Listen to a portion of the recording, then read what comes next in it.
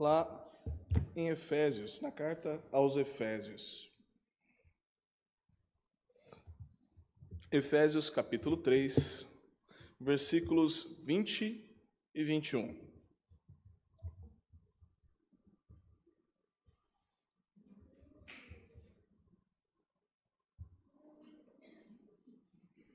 Efésios capítulo 3, versículo 20 e o 21.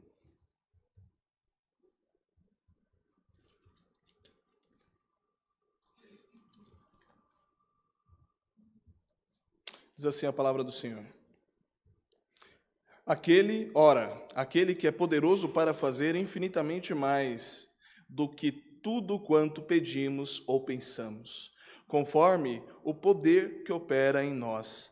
A Ele seja a glória na Igreja e em Cristo Jesus, por todas as gerações, para todo o sempre. Amém. Vamos orar mais uma vez. Senhor, Tua palavra foi lida nesse momento. Ó Deus, e apesar do Teu servo, que ela seja exposta com fidelidade, Pai. Ó Deus, que a Tua palavra chegue aos corações de todos nesta noite, Pai. Ó Deus, que saiamos daqui repletos do Santo Espírito do Senhor. Ó Deus, declarando que Tu és grande, que Tu és justo. Ó Deus, que Tu és um maravilhoso Deus. Ó Deus, que essas palavras ecoem em nossos corações e nos ajudem a evangelizar, a nos mantermos mais fortes, mais firmes na fé. Ó Deus, mais crentes. Clamamos a Ti em nome de Jesus. Amém. Meus irmãos, havia um certo homem que tinha um filho de 4, 5 anos, e esse filho tinha um sonho muito difícil de ser realizado. O sonho dele é ir numa lanchonete chamada McDonald's. E ele tinha esse sonho porque o pai não tinha dinheiro para levar ele para aquele lugar. Mal tinha dinheiro para alimentar a sua família. Este homem trabalhava duro dia e noite e mesmo assim não conseguia pagar as contas mínimas do lar. No entanto, ele começou a fazer um serviço extra. Ele começou a fabricar pequenas meias de algodão, e ele foi fazendo essas pequenas meias e vendendo para conseguir um dinheiro extra. Aos poucos ele foi se aprimorando e ele fazia aquilo com muito amor, muito carinho.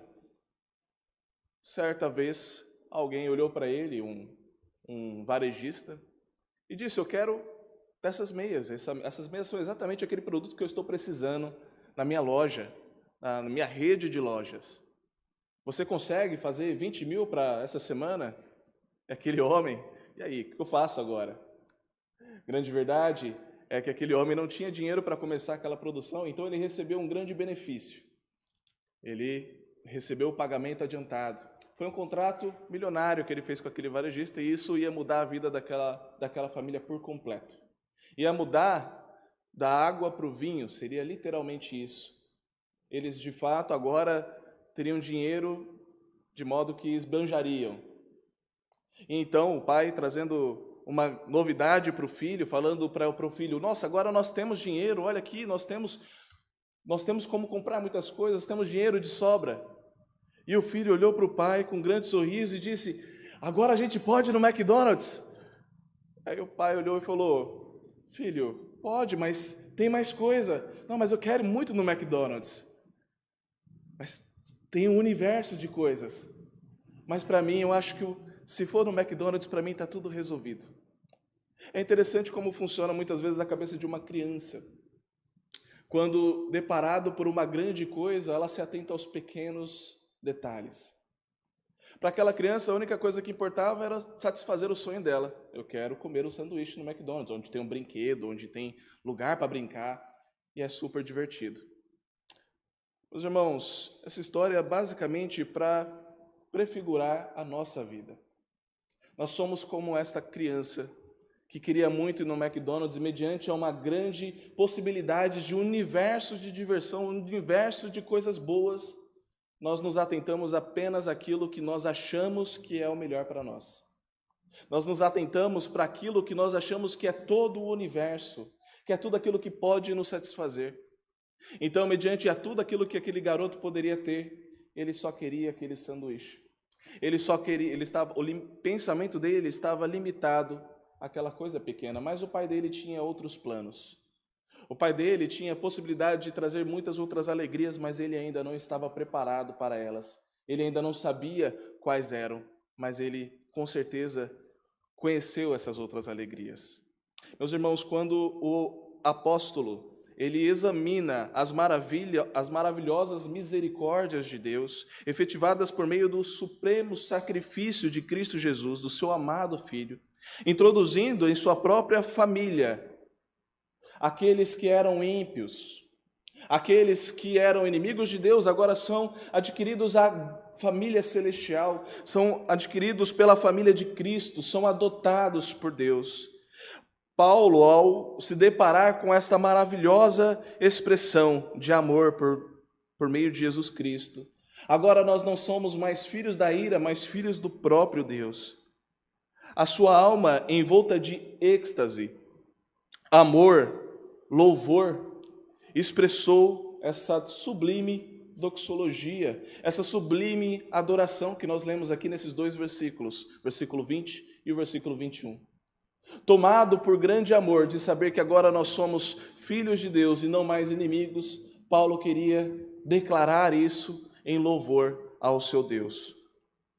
E o tema de hoje, meus irmãos, é a grandeza da glória de Deus. A grandeza da glória de Deus.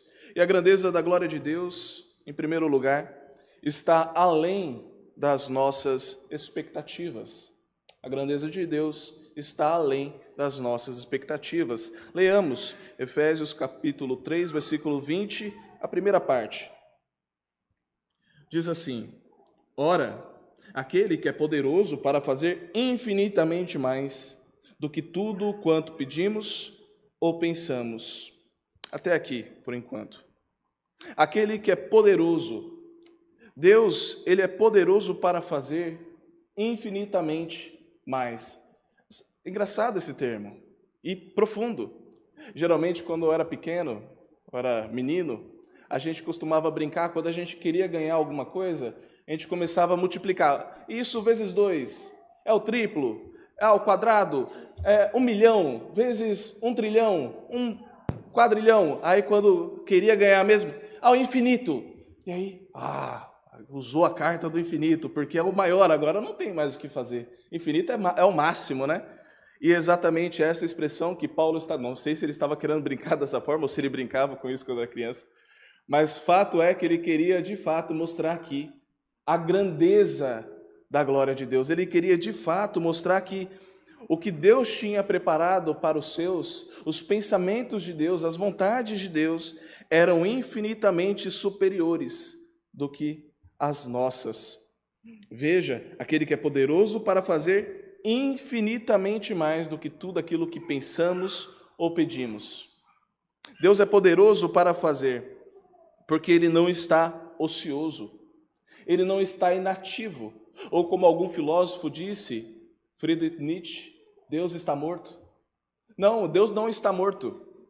Ele é poderoso para fazer porque Ele vive. Ele é poderoso para fazer porque Ele escuta a nossa oração e Ele responde a nossa oração. Ele lê os nossos pensamentos. Ele é poderoso para fazer porque sabe tudo e pode realizar tudo. Esta é a grandeza do nosso Deus, pois as expectativas do nosso Deus, são mais altas do que as nossas próprias expectativas. Nós estamos com um pensamento limitado. Quantas vezes Deus nos tirou algo e isso foi motivo de tristeza, isso foi motivo de decepção, isso foi motivo de angústia. Às vezes Deus te tirou de uma cidade e colocou em outra. Às vezes Deus te tirou de um caminho que você queria muito estar e te colocou em outro lugar. Mas isso, ao final das contas, foi bom para você. Ou tem sido bom, ou ainda será bom para você. Porque Deus tem expectativas mais altas do que a nossa. A graça dele não é dada por medidas racionadas. Deus, ele não nos dá metade da bênção. Deus não nos dá metade daquilo que ele tem preparado para nós. Deus usa todo o plano dele para nós. E esse é o motivo de toda a nossa alegria, infinitamente mais do que pedimos. Deus deu mais a muitas pessoas que pediram a Deus. Às vezes, aquele rapaz que queria tanto ir no McDonald's e pediu isso para o pai. Meu filho, agora nós vamos no McDonald's se você quiser todo dia. Talvez não, porque vai fazer mal, mas seria bom. Todo dia, mas Deus ele nos dá muito mais. Nós podemos nos lembrar, a mulher que sangrava há 12 anos, ela estava aflita, há 12 anos aflita. Ela não sabia mais o que fazer. E agora? Para onde eu vou? Como eu faço para me curar? Então ela ouviu falar de um mestre. E ela foi em direção a esse mestre, desesperada, e entre a multidão conseguiu tocar em suas vestes e foi curada. E ela achou que isso era o máximo que ela poderia obter. Ela achou que naquele momento aquilo era tudo o que ela podia pedir. Aquilo era o suprassumo. Era ser curada nesta vida, um corpo curado. Mas Jesus olha para ela e diz: a tua fé te salvou. Aquela mulher não estava preparada para algo muito maior do que uma cura terrena. Jesus estava preparando para ela também uma cura espiritual, uma cura eterna. Agora a sua alma também está salva. Não apenas o seu corpo, porque olha, você está curada, mas você uma hora ou outra vai morrer, como morreu. Porque o corpo ele não é eterno aqui. Todos nós, hora ou outra, vamos nos encontrar com a morte. Mas e a sua alma? Então foi isso que Deus deu para aquela mulher. A esperança de uma vida eterna. Lázaro, quando ele estava para morrer, o que os seus familiares queriam é que Jesus tivesse chegado antes para curá-lo. Ó mestre, se o Senhor estivesse aqui, Lázaro não teria morrido. O Senhor teria curado ele. Mas Jesus tinha algo muito maior para Lázaro. Além de uma cura, Deus ressuscitou aquele homem. Nós podemos nos lembrar do paralítico lá no tanque de Betesda. Aquele paralítico que ficava em volta daquele tanque esperando uma lenda de um anjo que tocava aquela água, e toda vez que tocava aquela água e um enfermo entrava, e saía curado. E ele acreditava tanto nessa lenda, que quando Jesus olhou para ele e disse: queres ser curado? Ele não pensou na possibilidade de Jesus o curar. A única coisa que ele pensou foi: mestre, eu quero, mas é que não tem ninguém para me colocar lá no tanque. E o que ele estava pedindo para Jesus? Jesus, me coloca no tanque. Quando a água agitar, o anjo vier e a água agitar, me pega nos teus braços e me coloca no tanque, porque aí eu vou ser curado. Foi isso que ele pediu. Mas não foi isso que Jesus fez. Jesus olhou para ele e disse: levanta, pega o teu leito e anda. Porque Jesus tem tanto poder e tanta autoridade que a doença não está limitada ao seu querer. Jesus pensa infinitamente mais do que aquilo que pedimos ou daquilo que pensamos. Daquilo que pensamos, nós podemos nos lembrar do oficial do rei, que queria que Jesus fosse para lá, para curar o filho dele. E o que ele pensou? Se eu falar com Jesus, ele vai me acompanhar até o meu filho, e aí ele vai curar o meu filho. E quando esse oficial do rei chegou até Jesus pedindo cura, Jesus disse: pode voltar, seu filho está curado, pode dar meia volta aí e voltar. Mas como? Seu filho está curado, pode ir lá. Esse oficial, voltando para o seu caminho, para a sua casa, crendo no que Jesus havia dito, encontrou com um funcionário dele, um servo dele, que disse: o seu filho foi curado milagrosamente. Ele estava à beira da morte e foi curado. Mas como? Que horas que foi isso? Exatamente aquela hora que Jesus havia dito. Aquele homem pensava que para Jesus curar ele tinha que estar lá. Mas ele não considerou o fato que Jesus é o próprio Deus e ele está em todos os lugares. Aquela mulher samaritana que não imaginava o que Jesus tinha preparado para ela. Ela imaginava que Jesus queria água, que estava com sede, quando na verdade a sede vinha da parte dela. Jesus era a água. Jesus é a água viva. E o que estava preparado para aquela mulher, ela não sequer poderia pensar. Percebe, meus irmãos? Deus, Ele faz infinitamente mais do que nós pedimos ou do que nós pensamos. Eu não sei o que você pode estar passando agora. Não sei que tipo de tribulação na sua família, nas suas finanças, na sua casa.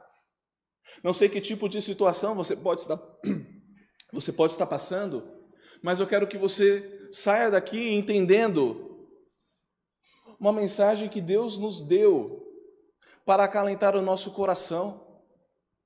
Aquilo que você está pedindo é infinitamente menor do que o poder de Deus é capaz de fazer na sua vida. Não se preocupe com as ondas da vida. Não se preocupe com as tempestades que hão de vir. Foque em Deus. Se coloque diante de Deus. Ao invés de ficar como um menino birrento, eu quero ir lá no McDonald's. Eu quero isso, é isso que eu quero. Se coloque à disposição do seu Pai. Se coloque à disposição de Deus e diz: eis-me aqui, Senhor. Eu não sei o que o Senhor quer para mim, mas eis-me aqui. Faça a tua vontade em minha vida. Eis-me aqui. E você vai se surpreender com as maravilhas que o nosso Senhor vai fazer na sua vida. Porque os planos dele são melhores do que os seus. Ter certeza disso, meus irmãos, é ter humildade. Porque é abrir mão de si mesmo. É abrir mão da sua própria vida. É abrir mão das suas próprias vontades, dos seus próprios desejos. Saber disso é simplesmente você entender que você não está mais no controle. Jesus agora tomou o volante.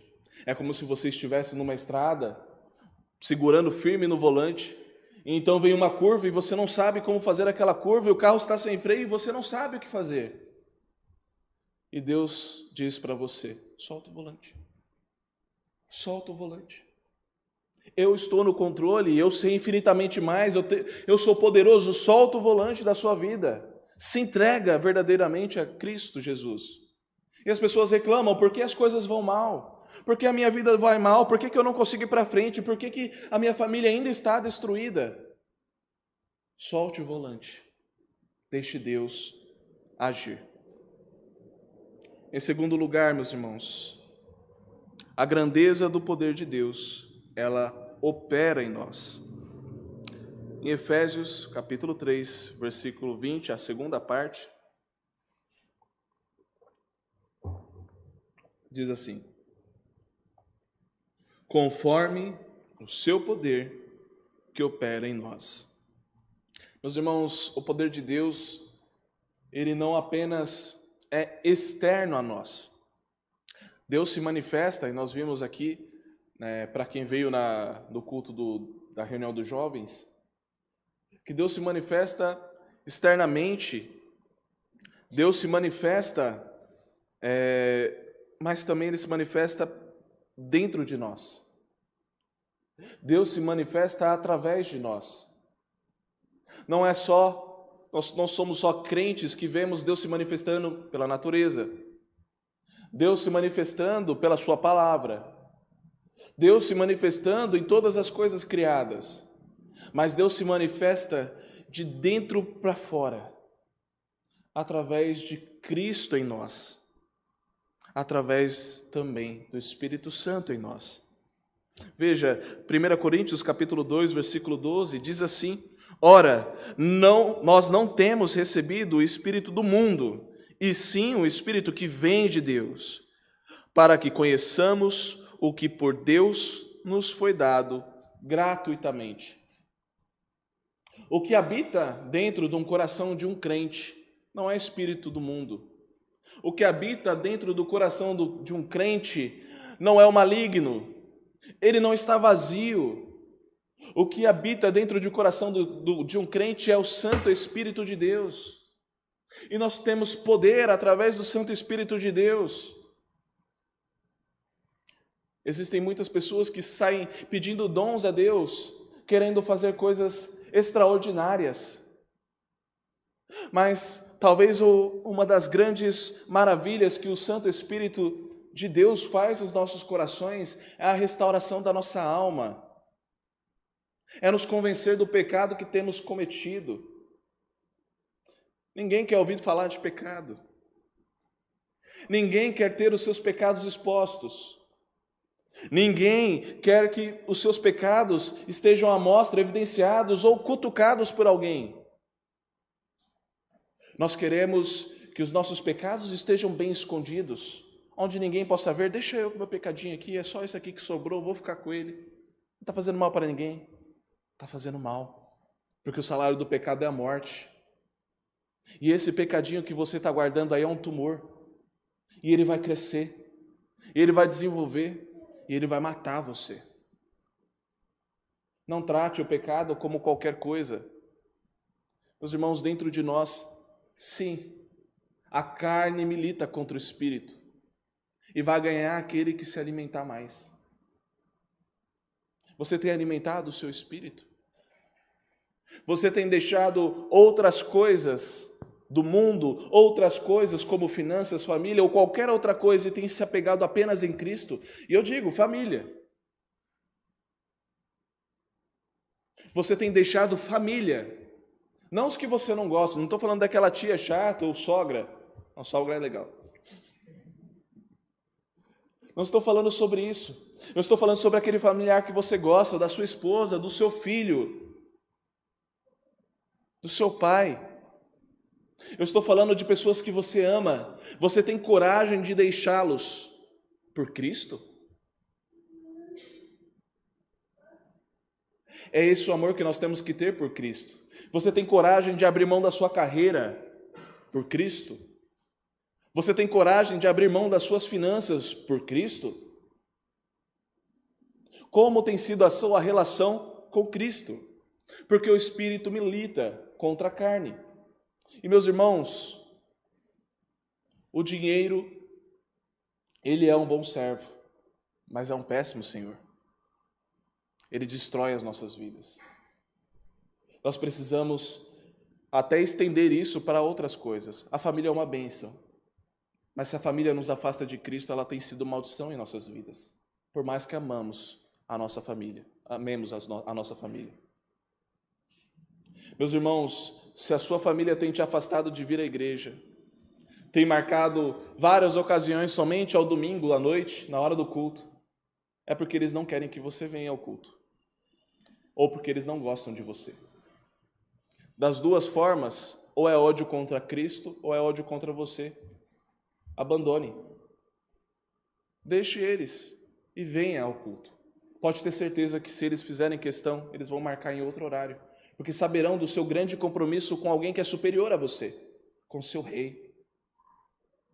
Não deixe de vir ao culto, não perca essa oportunidade de bênção. Como o pastor mesmo disse aqui, que alegria estarmos aqui na casa de Deus. Isso é um privilégio para poucos, meus irmãos. Quantos estão ali fora agora perdidos? Talvez entregues às drogas, talvez entregues a vícios. Quantos estão sedentos por mais de Cristo, mas eles nem sabem quem é Cristo. Vem um vazio dentro do coração deles e eles não sabem que vazio é este. Então eles pegam mais droga, eles pegam mais coisas, eles agregam muitas coisas, mas nada satisfaz. E vocês são privilegiados porque vocês sabem aquilo que está faltando. É Cristo. Eles não sabem. Eles passam na frente desta igreja e pensam que é só mais um prédio. É só mais um prédio espelhado. É só mais uma igreja onde tem um pastor gritando. É só mais uma igreja onde as pessoas se reúnem. Mas o que é isso? O que é igreja? O que é Cristo? Esse vazio pode ser preenchido? Nunca ninguém me falou isso. Vocês são privilegiados.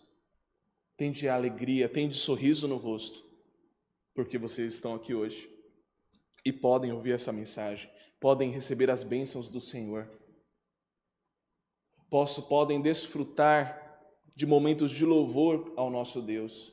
Já parou para pensar que lindo é esse momento do louvor? Quando a igreja se coloca de pé e a uma só voz canta ao nosso Deus que é todo-poderoso.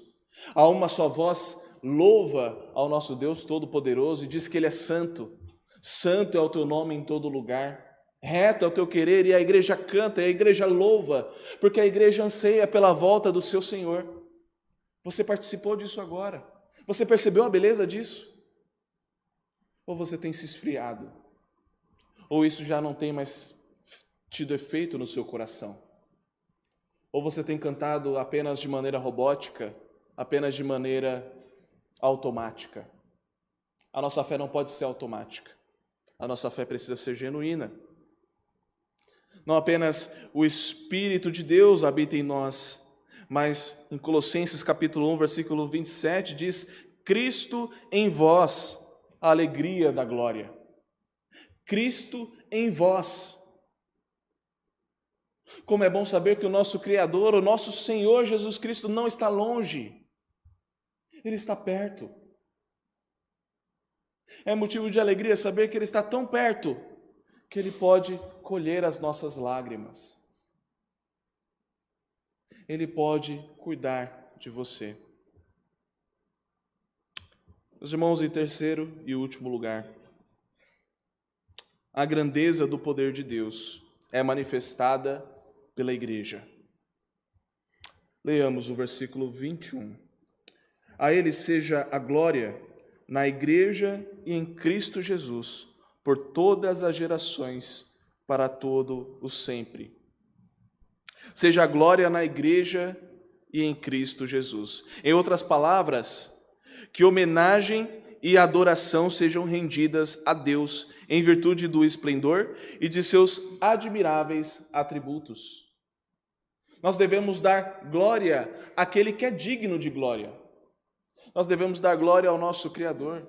Nós devemos dar glória ao nosso Senhor, porque Ele tem poder. Efésios 1,19 diz: E qual a suprema grandeza do seu poder para com os que cremos segundo a eficácia da força do seu poder. Em Efésios 3:10 fala sobre a sabedoria desse Deus, para que pela igreja a multiforme sabedoria de Deus se torne conhecida, agora dos principados e potestades nos lugares celestiais. Nós também vemos a misericórdia e o amor de Deus. Efésios 2,4 diz: Mas Deus, sendo rico em misericórdia, por causa do grande amor com que nos amou. E também a graça, Efésios 2,5, estando nós mortos em nossos delitos e pecado, nos deu vida, juntamente com Cristo. Pela graça sois salvos, mediante a fé. Pela graça sois salvos. E todos esses dons e todo esse poder de Cristo é manifestado na vida da igreja. Na vida da igreja. Paulo diz, na igreja, porque em primeiro lugar, e o mais importante, ele ama as comunhões santas, em que as pessoas confirmam a fé uma das outras, onde ações de graça são realizadas e onde Deus é glorificado por muitas pessoas. Você percebe o que você faz na igreja? A igreja não é um clube.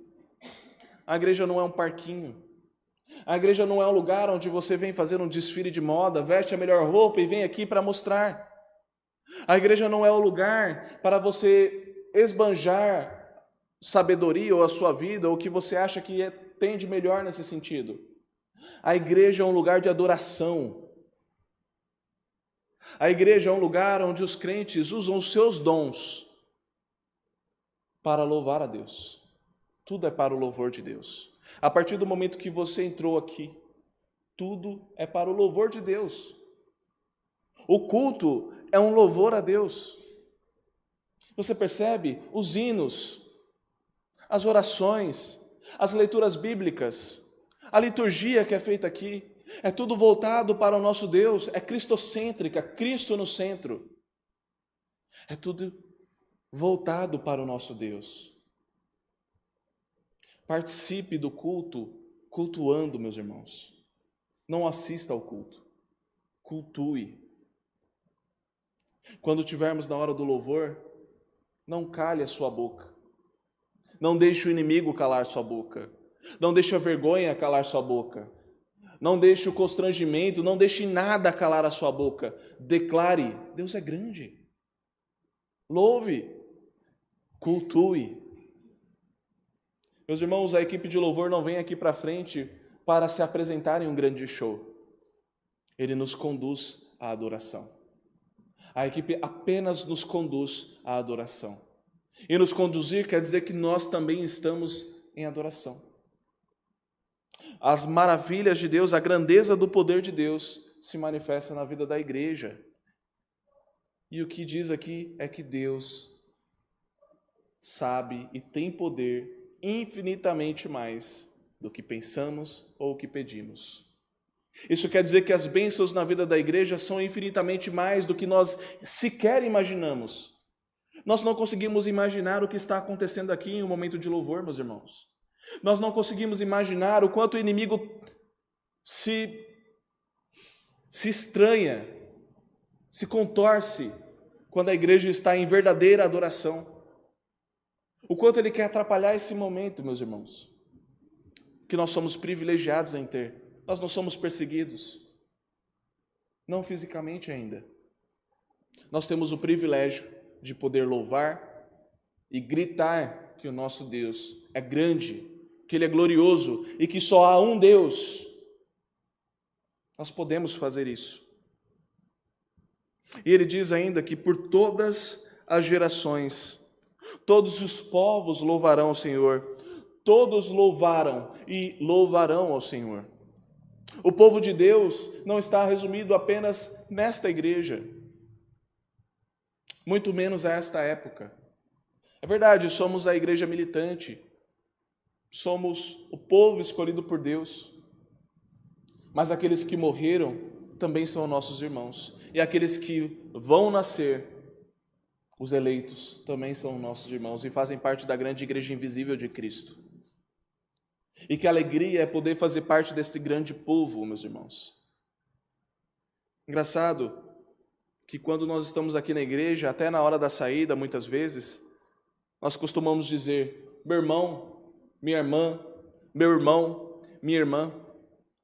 Mas na hora de um problema, na hora de uma dificuldade, não liga para um irmão ou para uma irmã.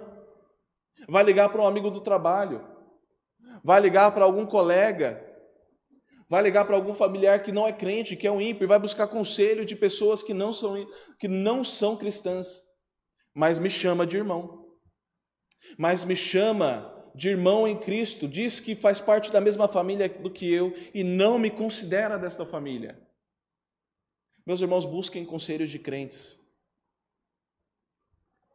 Isso só vai agregar na sua vida. Para todo o sempre. Filipenses 4:20 diz, ora, a nosso Deus e Pai seja a glória dos séculos. Amém. Romanos 11:36 diz, porque dele, por meio dele, para ele são todas as coisas, a ele, pois, a glória eternamente. Amém. Vocês percebem duas coisas nesses versículos. Que a glória de Deus está sendo exaltada, que o nome de Deus está sendo exaltado. Uma coisa que eu vi o pastor Pedro falando agora na liturgia, quando ele disse amém, e a igreja não respondeu, ele precisou enfatizar isso. Tem coisas que os nossos irmãos pentecostais fazem e que nós precisamos aprender.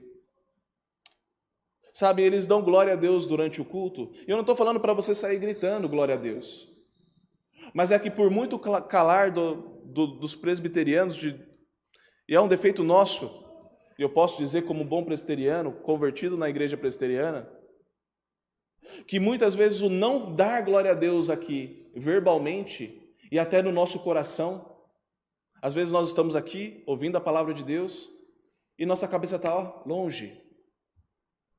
Nós não damos glória a Deus nem na nossa mente, nem no nosso coração. Nós nos calamos.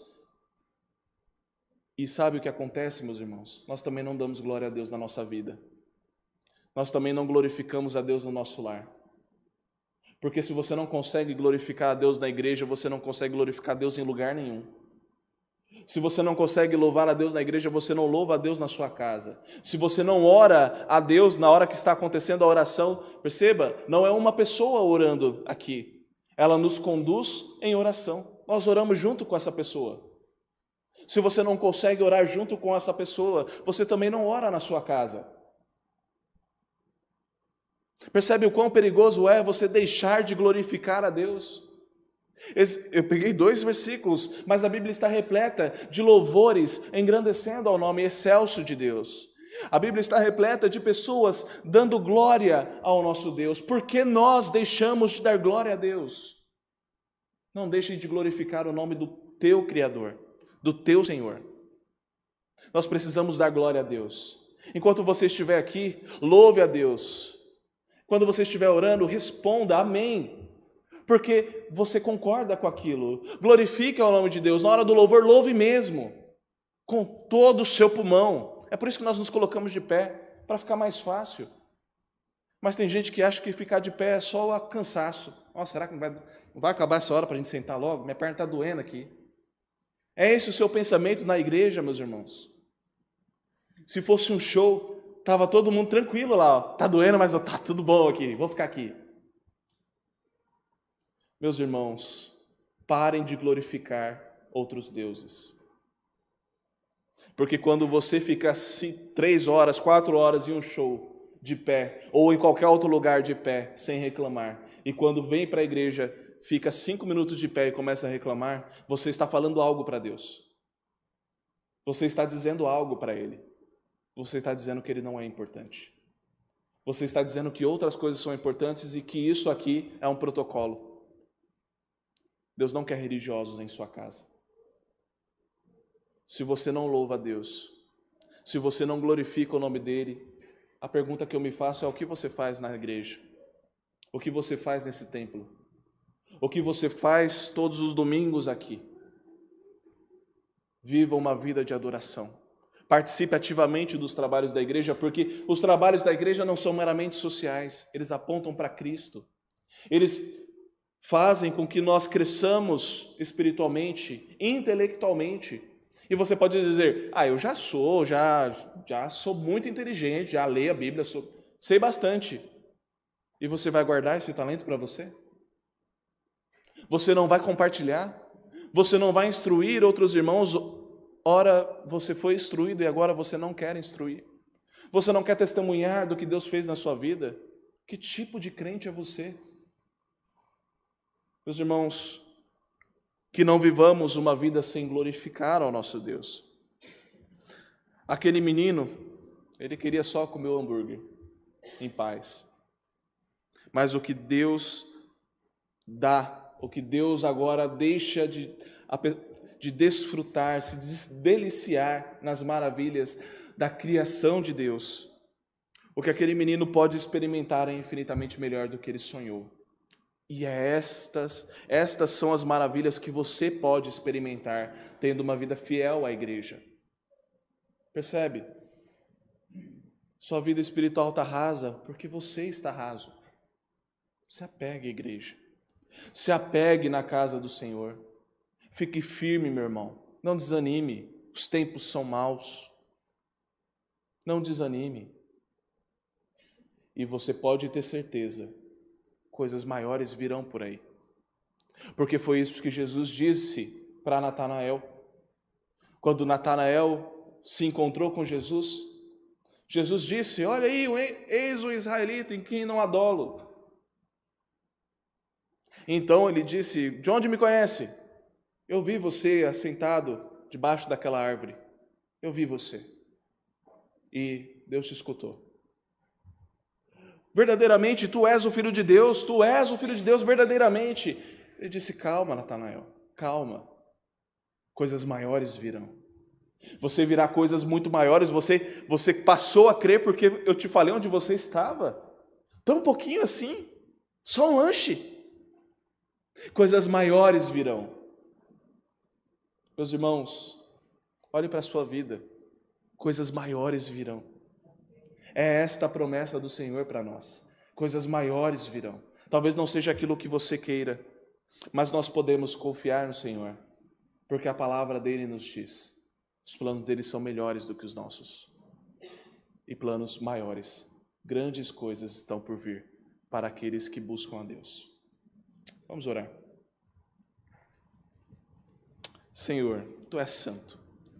Deus, é tão maravilhoso saber que as tuas promessas se renovam a cada manhã. Ó Deus, é tão maravilhoso saber que o Senhor está presente conosco em todas as tempestades, em todos os problemas da vida. Ó Deus, como é bom saber que nós não dependemos dos nossos planos para que sejamos felizes. Ó Deus, como é bom saber que isso não está em nossas mãos, porque somos falhos, pecadores. Nossos planos são falhos. Quantas vezes, Senhor, nós planejamos algo, nós batemos o pé em algo que nós queríamos e fizemos tudo errado. Deus, nós não queremos mais fazer a nossa vontade. Nós queremos que a Tua vontade prevaleça sobre nossas vidas, Pai. Nós queremos que a Tua vontade se manifeste, ó Deus, através de nossas vidas. Ó Deus, abençoe a Tua igreja. Ó Deus, que cada irmão saia daqui hoje consciente de que adorou ao Senhor. Ó meu irmão, ó Deus, que cada irmão aqui hoje possa sair daqui, inclusive eu, Deus, glorificando o Teu santo nome, bendizendo o Teu santo nome, dando glória a Deus. Ó Deus, nós clamamos a Ti, Pai, porque Teu nome é excelso, é glorioso, é majestoso. Ó Deus, nós podemos louvar ao Senhor e glorificar ao Senhor porque Tu és grande, Tu és santo, Tu não tem perfeito, tu não tem defeito, Deus, Tu és perfeito. E nós somos tão falhos, tão pequenos. Nós precisamos de Ti. Nós cremos que todos pecaram, inclusive nós. E carecemos urgentemente da graça do Senhor, da misericórdia do Senhor. Ó Deus, tem misericórdia da Tua igreja. Ó Deus, cuide para que nós cultuemos verdadeiramente o Teu santo nome. Nos ensine a cultuar o Teu santo nome. Nos ensine a orar. Aumente a nossa fé em Ti. Oramos em nome de Cristo Jesus. Amém.